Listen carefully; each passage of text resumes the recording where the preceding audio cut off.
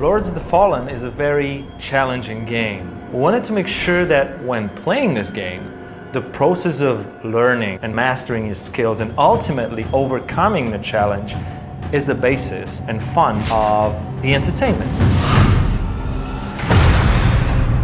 Variety of opponents and variety of types of challenges and fights. You, the player, will adjust against these situations, and fighting the same type of opponent with a different armor, different shield, or a different weapon, or just with the different moves is definitely going to feel different.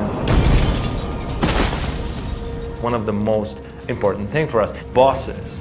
We wanted to make sure that there's a certain type of symmetry in how they were designed and executed. So there's a feeling of amplification whenever you meet a boss. But at the same time, we wanted to match it with a reward. For each one single boss, there will be a special way to defeat him, and this will give you a unique look.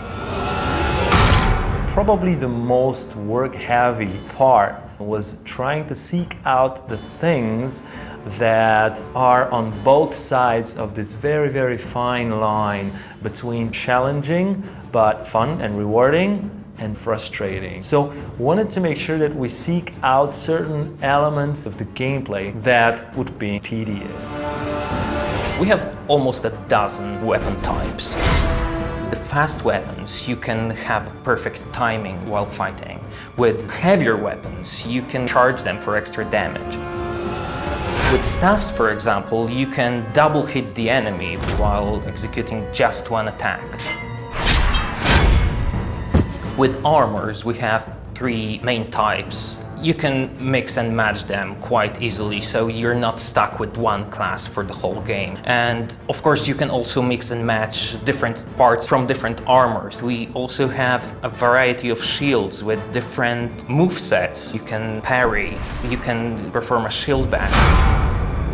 On top of all your equipment, you get the crafting system that features runes. You have fire runes or poison runes, and then those runes also have grades, and you can imbue those runes into all types of your equipment, so shields, armors, weapons, and they get more powerful when you progress through the game. The origins of magic are linked to the three archetypes: a rogue, a cleric, and a warrior.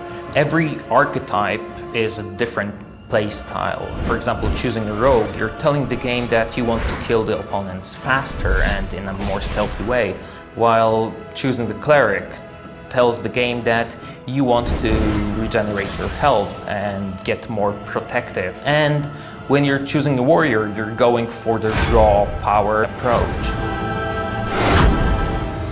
The level design process started in a rather simple way. We knew that we wanted to create monumental levels with monumental geometry.